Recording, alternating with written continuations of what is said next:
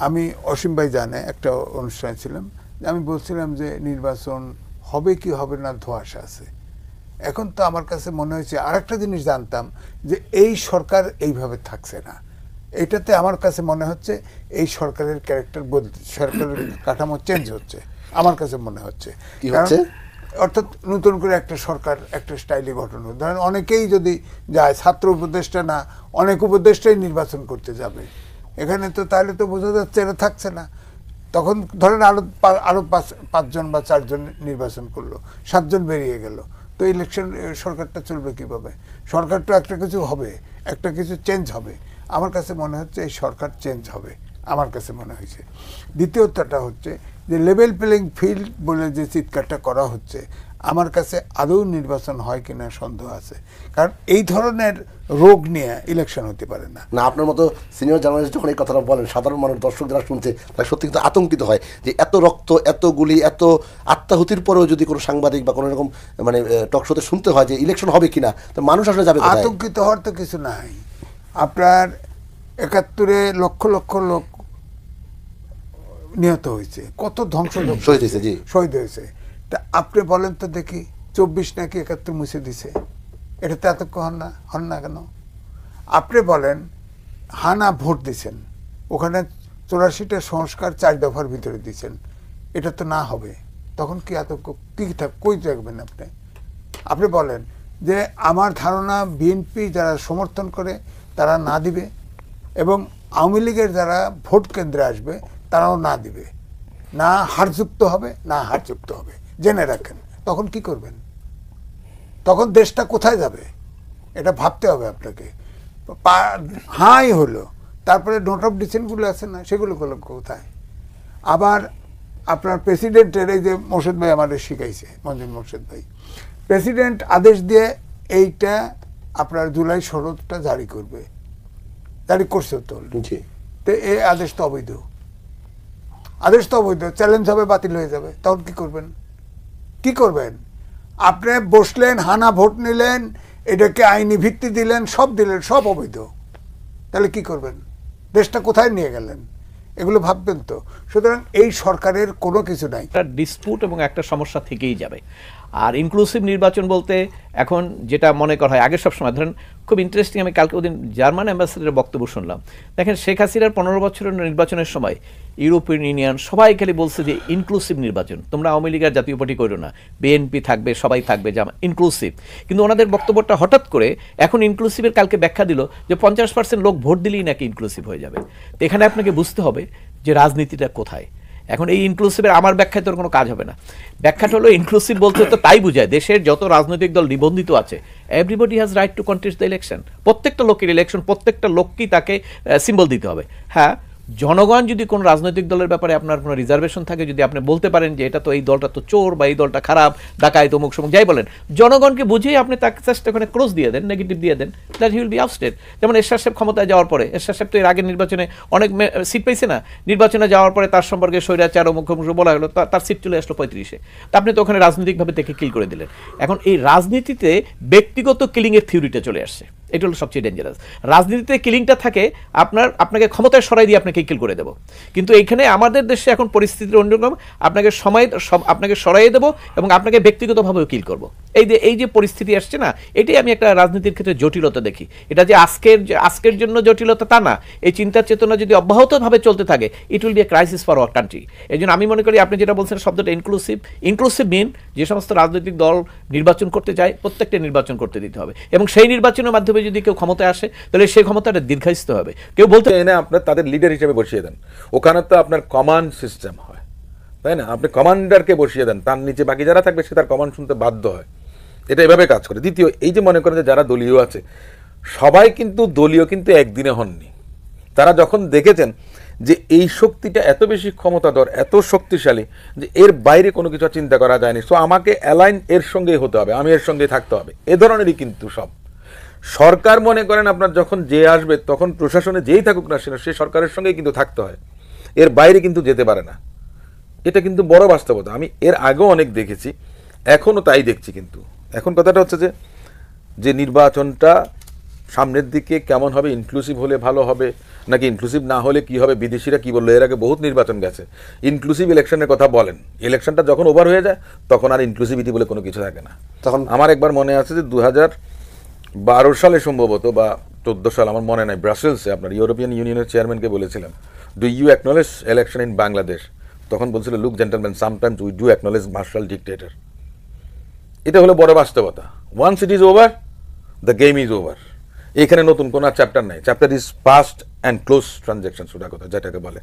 এখন বললেন যে আমরা যে কথাটা বললাম যে আওয়ামী লীগ না ইনক্লুসিভ কেমন হবে, আওয়ামী লীগ নিজেদেরকে নিজেরা উইথড্র করে নিয়েছে 5ই আগস্টের পরে। আওয়ামী লীগের সভানেত্রী নাই, সাধারণ সম্পাদক নাই, প্রেসিডিয়াম মেম্বার নাই, আওয়ামী লীগের কিছুই নেই, খোল নলচে কিচ্ছুই নেই। আওয়ামী লীগের নেত্রী মনে করেন যে ফাঁসির আদেশ হয়েছে, একজন মানুষ রাস্তায় এসে মনে করেন যে ডেমনস্ট্রেশন দেবে বা আত্মাহুতি দেবে। জামাতের নেতারা যখন আপনার ফাঁসির আদেশ হয়েছে তখন তো আপনার কতজন নিজেরা আত্মহত্যা করেছেন, পুলিশের গুলিতে তো মারা গেছেন, আত্মহত্যাও করেছেন। এখন যে বিষয়টা হচ্ছে যে তাদের তো মনে করেন যে স্থগিত করেছে। আমি মনে করি যে কোন খেলা কি উদ্দেশ্যে কোন লক্ষ্যে করছে, এটা যেটা কে যেন বললো যে এখনকার যুগের মানুষ বুঝতেই পারবে না যে কি হচ্ছে, জ্ঞান দরকার, অভিজ্ঞতা দরকার। এখন আওয়ামী লীগ যে তার শাসনামলে যেই পলিসি, যেই দর্শনের ভিত্তিতে দেশ পরিচালনা করেছে, সেটা ফ্যাসিজমের জন্য, সেটা ফ্যাসিজমের দর্শন। এবং সংক্ষেপে বললে জিনিসটা এরকম ছিল যে দেশের সব দেশপ্রেমিক নাগরিকের উন্নয়ন চাওয়া উচিত, উন্নয়নের জন্য রাজনৈতিক স্থিতিশীলতা অপরিহার্য, এবং রাজনৈতিক স্থিতিশীলতার জন্য সরকারের ধারাবাহিকতা একটা প্রধান শর্ত। সরকারের ধারাবাহিকতা মানে বারবার দরকার আওয়ামী লীগের সরকার। সুতরাং সরকারের ধারাবাহিকতাকে লিঙ্ক করে দিল দেশপ্রেমের সঙ্গে, এবং সরকারের ধারাবাহিকতা রক্ষার জন্য আমি যদি 100 কোটি টাকা লুটপাট করে ক্যাডার পালি, আমি যদি 100 জন লোককে গুলি করে হত্যা করি, it is a patriotic task. কেননা তা না হলে তো সরকার টিকে থাকছে না, আর টিকে না থাকলে রাজনৈতিক স্টেবিলিটি থাকছে না। এইভাবে কিন্তু ফ্যাসিজমের চিন্তাটা সমাজের ভেতরে রন্ধে রন্ধে এটা ঢুকিয়ে দিয়েছিল। কিন্তু ইতিহাসের শিক্ষা হলে ইতিহাস থেকে কেউ শিক্ষা নেয় না, বিখ্যাত কথা, উক্তি। সুতরাং এইটা যতই বজ্র আটনি দেখ না কেন, এটা ফসকা গেরু হয়ে যাবে যখন জনতার জাগরণ হবে।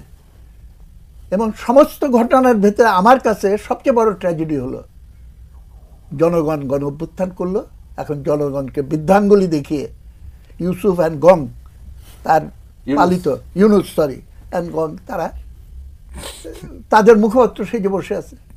এবং কথা তারা কোন ক্যাপাসিটিতে সরকারের অভ্যন্তরে ঢোকার সুযোগ পেল? Are the representatives of the student community না, তারা কি কোনো রাজনৈতিক শক্তির প্রতিনিধি হিসেবে এসেছে?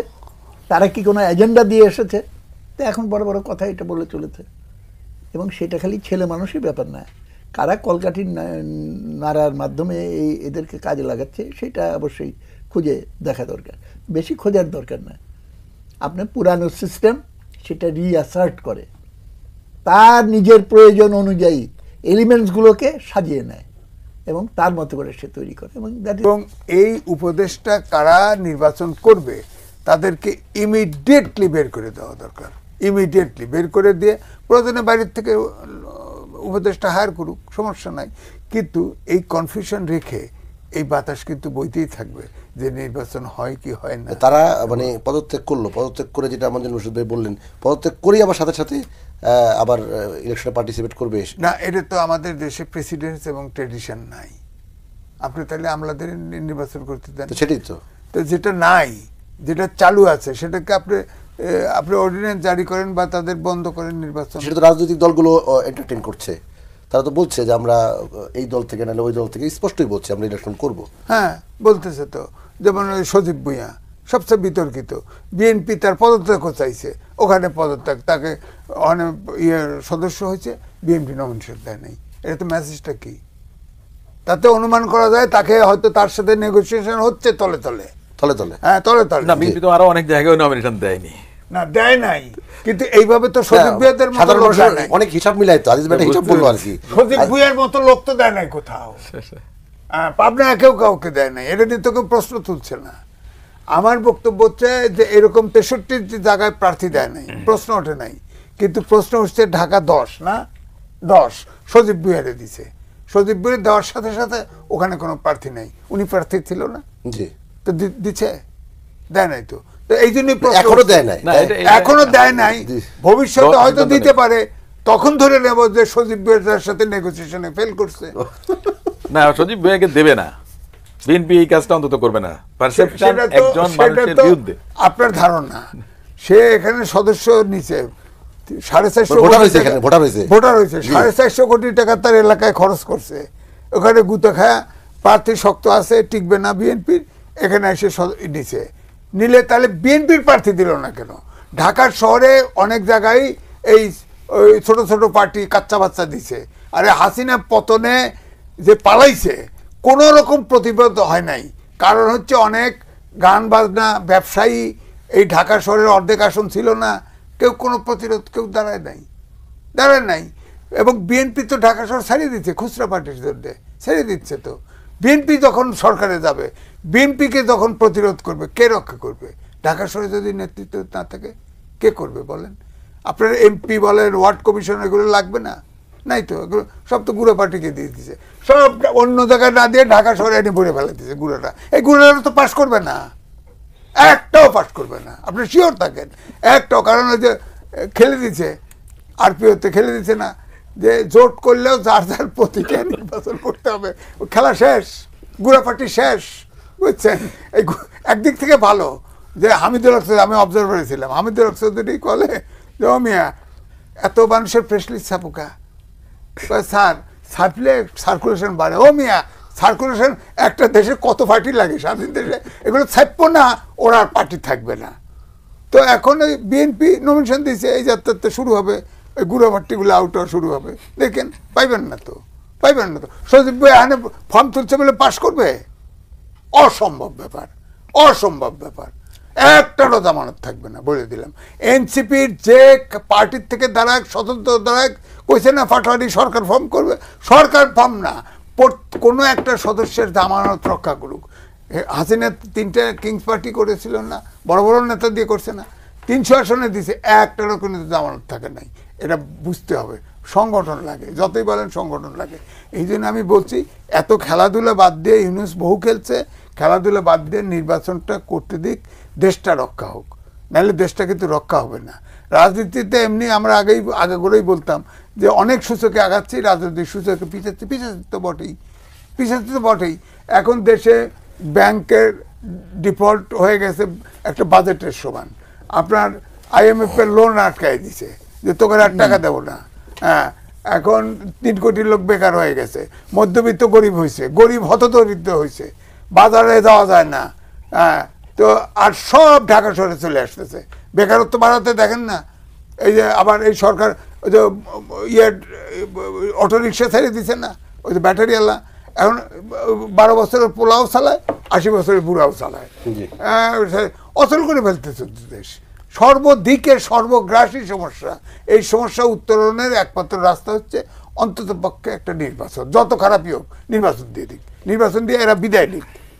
জি, আমরা একটু ভিন্ন বিষয়ে যেতে চাই। অ্যাডভোকেট মঞ্জুল মোর্শেদ, আপনার কাছে সাবেক প্রধানমন্ত্রী শেখ হাসিনাকে প্লট দুর্নীতি 3টি মামলায় 7 বছর করে 21 বছরের কারাদণ্ড দেওয়া হয়েছে। এর আগে অন্য মামলায় বিশেষ আদালত তাকে ফাঁসির দণ্ডাদেশ দিয়েছে। এই যে এই আদেশগুলি একের পর এক হচ্ছে, এর মধ্য দিয়ে আইনের শাসন বাস্তবায়ন কতটুকু হচ্ছে? ধন্যবাদ আপনাকে। আমার মনে পড়ে যখন দুর্নীতির অভিযোগে খালেদা জিয়ার রায় হলো, সেদিন আমাকে ডেকেছিল একটা টেলিভিশন, এবং দুদকের লয়ার ছিল। আপনি যদি দুদকের লয়ার থাকতো তাহলে সুবিধা হতো যে আমরা আপনাকে রিপিট করতে পারতাম যে ওই রেকর্ডটা একটু শোনেন যে কী বলে আর কি। তো যেটা হলো যে একই রকম রেকর্ড, সেটা হলো যে আপনার এই 5ই আগস্টের পরিবর্তনের পরে প্রথম ব্যক্তি যার বিরুদ্ধে সাজা হয়েছে, আর কোনো দুদকের মামলায় কারো সাজা হয় না, সব খালাস হয়েছে। আর এখানে আপনার আদালতের মামলার বিষয়বস্তুটা পুরোপুরি আমি জানি না, শুধুমাত্র মিডিয়া যেটা বলেছে সেই রেফারেন্সে আমি বলবো। মেবি ওই মিডিয়ার তথ্য যদি ভুল হয় আমারটাও কিন্তু ভুল হবে, এটা খুব হিসাবের অঙ্ক। এখন এখানে তারা প্রথম বলা হয়েছে যে আবেদনই করে নাই, আবেদন না করলে হইতে পারে আবেদন করে নাই একটা দিয়ে দিল, কিন্তু ওখানে সেকশন 13 যদি বিশেষভাবে দিতে হয় ওখানে বলা আছে একটা আবেদন করতে হবে, সরকার তার কন্ট্রিবিউশন হিসাব করে দিতে পারে তাকে।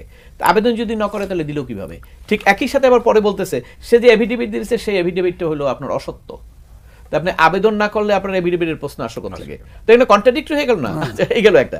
এরপরে দেখেন আমরা তো দেখে পূর্বাচলের মামলা এর আগেও হয়েছে, পূর্বাচল বাদ দেন, উত্তরেরও মামলা হয়েছে, আমার মামলা করছি যে প্লট বরাদ্দে, প্লটে যেটা হয় সেটা হলো আপনার প্লট বরাদ্দের সময় অসত্য তথ্য দিয়ে এই করার কারণে তার প্লটের একটা মামলা হয়। সেখানে জালিয়াতি যেটা, জালিয়াতি এটা হলো অফিস করে, জালিয়াতি কিন্তু যে আবেদন করে সে না, অফিস করে জালিয়াতি। তো এখানে যেটা শব্দ দুইটাই আসছে, জালিয়াতি বলছে, আবার কেউ কেউ বলছে অসত্য তথ্য দিছে। আচ্ছা, অসত্য তথ্য দিলে হলো, আপনারা তো সবাই শুনেছেন যে 8টা প্লট সম্ভবত